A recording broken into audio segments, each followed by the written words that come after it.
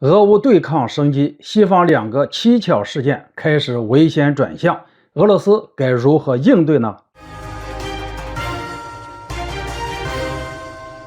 大家好，我是肖一华。北约建立自由星链系统，西方鼓吹乌克兰春季大反攻，两个蹊跷事件预示着西方开始危险转向。今年以来，在美国的鼓动下，西方仍旧在俄乌战场中频频拱火。从这些举动中，不难看出俄乌对抗正在加剧。当然，这也在证明美国军事作战方向并未撤出欧洲这个战略要地。可以预见的是，随着时间的推移，俄罗斯和乌克兰乃至整个西方的较量只会走向升级。从目前来看，西方战略计划正在进行危险的转向。接下来我要说的两个蹊跷事件就能证明这一点。其一，北约16个成员国以及芬兰和瑞典共同发起了一项新的倡议，计划利用商业空间技术建立自由星链系统。这么做的目的也很明确，北约想要改善和提高自身情报和监视能力，以便在进行军事任务和行动时，星链系统可以提供必要的支持。星链广泛为大众所熟知，是在去年的俄乌战场中，曾经有消息显示，乌军利用星链卫星及时掌握了俄军的情况，还利用星链对俄军进行精确定位。所以这也就是为什么在乌军装备技术明显不足的情况下，还能够多次成功偷袭俄军。在这样一个背景下，美国通过俄乌冲突这个试验场，发现星链卫星非常好用，不仅通信效果好，数据传输速度也很快，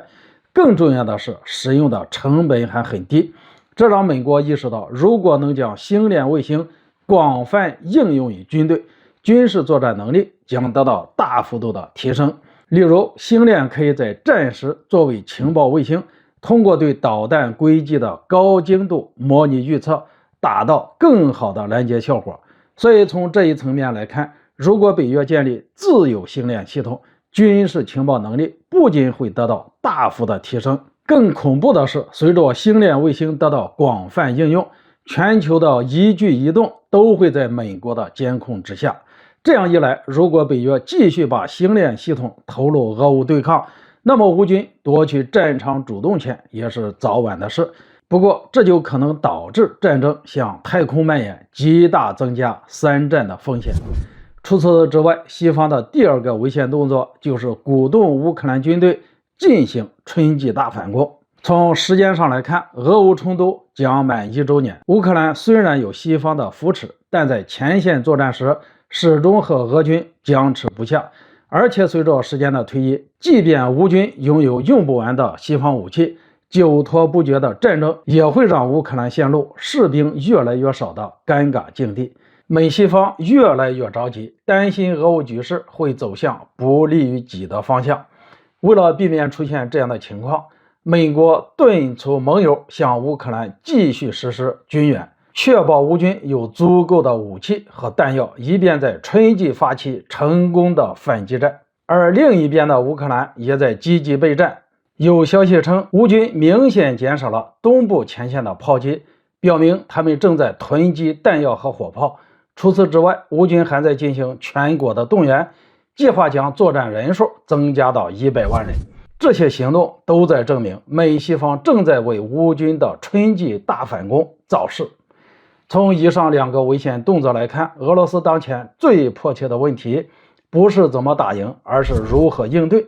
首先，俄罗斯应继续加强军事力量，强化部队协同作战能力的同时，提高装备质量和士兵的军事素养。其次，进一步增强与中国、伊朗等国家的关系，扩大交流与合作，建立反击霸权的铁三角。要知道，美国之所以能够建立全球霸权，离不开美元军事和科技的支持。二战之后，美国主导布雷顿森林体系，将美元与黄金挂钩，随后又通过控制中东产油国推动美元石油体系，从此奠定了美国世界霸主的地位。若要打破美国霸权的围堵，可以从冲击美元地位开始。中俄伊加强合作，推动本币结算进程，不仅可以动摇美元主导地位，还能抵消由于美西方制裁带来的经济损失。